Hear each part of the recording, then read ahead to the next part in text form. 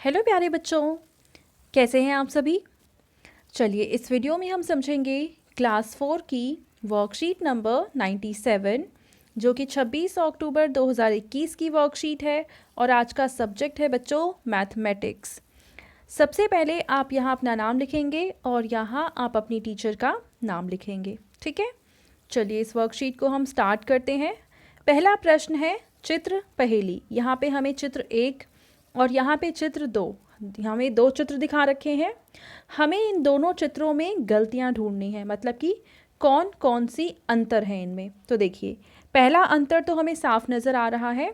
यहाँ पे दो पत्थर रखे हुए हैं जबकि यहाँ पे ऐसा कुछ भी नहीं है। यहाँ पे फ्लावर्स हैं जबकि यहाँ पे पत्ती रखी हुई है। यहाँ पे एक पत्ती है और यहाँ पे कुछ और ही रखा हुआ है।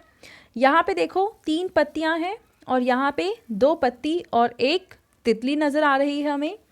इसके अलावा ये जो एनिमल है इसकी पूंछ इस पिक्चर में नीचे की साइड है जबकि इस पिक्चर में थोड़ी ऊपर की साइड है, ठीक है बच्चों। तो ये सारे अंतर आप अपनी कॉपी में लिख लेंगे। चलिए अगला देखते हैं। दूसरा प्रश्न है पेंसिलों की लंबाई। पिछले सप्ताह अमित और अंकिता के पिताजी ने उनको नई पेंसिलें दी थीं। देखो ये है अमित की पेंसिल और ये है अंकिता की पेंसिल। आज जब वे दोनों अपना काम कर रहे थे तब अमित ने देखा कि उनकी पेंसिलों की लंबाई बराबर नहीं है। उसने यह बात अंकिता को बताई और दोनों ने अपनी पेंसिलों की लंबाई मापी। तो देखो अमित की जो पेंसिल है उसकी लंबाई की माप निकली 10 सेंटीमीटर और अंकिता के पास जो पेंसिल थी उसकी लंबाई है 8 सेंटीमीटर, ठीक है। तो सेंटीमीटर लंबाई को मापने की एक मानक इकाई है, यानी अगर हमें दूरी को नापना है, लंबाई को नापना है तो हम उसको सेंटीमीटर में नापते हैं, ठीक है बच्चों। आपको क्या लगता है कि उन्होंने अपनी पेंसिलों की लंबाई कैसे मापी होगी।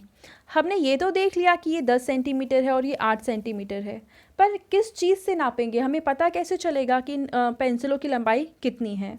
तो इसके लिए हम क्या करते हैं, हम आम तौर पर छोटी चीज़ों की लंबाई को मापने के लिए एक पैमाने यानी कि स्केल का उपयोग करते हैं।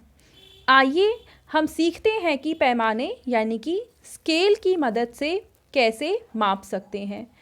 पेंसिल की लंबाई को मापने के लिए इसे इस तरह रखिए कि इसका एक छोर पैमाने के 0 के निशान को छू रहा हो।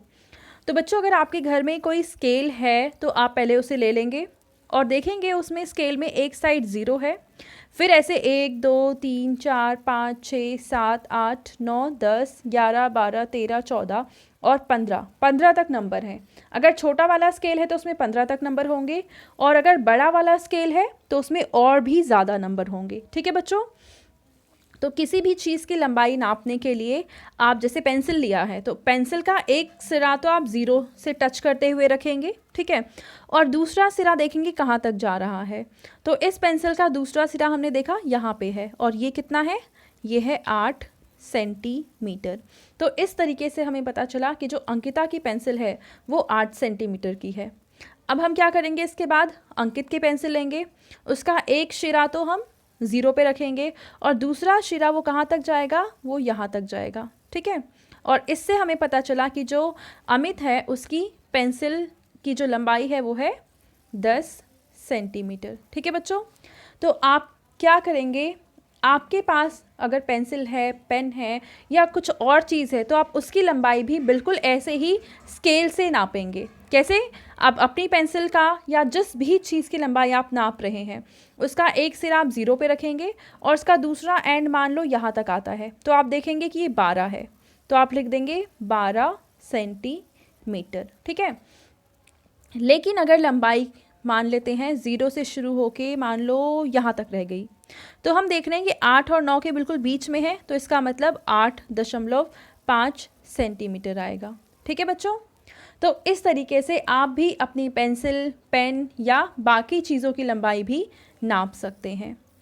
तो आप भी पैमाने से अपनी पेंसिल की लंबाई मापिए और नीचे लिखिए, और यहाँ पे आप लिखेंगे कि वो कितने सेंटीमीटर की है। 10, 12, 11, 8.5, 7.5 कुछ भी हो सकती है, ठीक है। अगर छोटी सी पेंसिल है तो हो सकता है वो 4 सेंटीमीटर या 3 सेंटीमीटर की भी हो सकता है ना। तो आप अपनी पेंसिल को नापेंगे और यहाँ पे उसका माप लिख देंगे, ठीक है।